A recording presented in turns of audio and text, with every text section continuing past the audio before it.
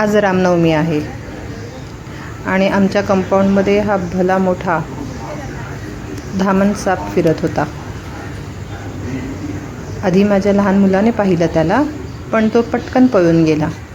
नंतर माझ्या मिस्टरांनी पाहिलं त्याला.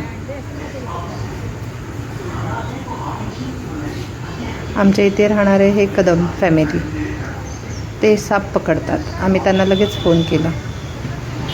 ते लगेच आले होते. ह्या पत्र्यांच्या खाली तो बसला होता.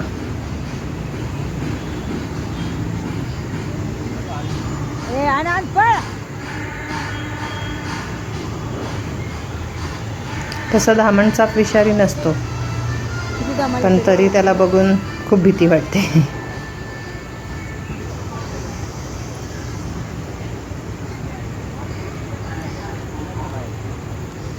केवढा मोठा आहे हा.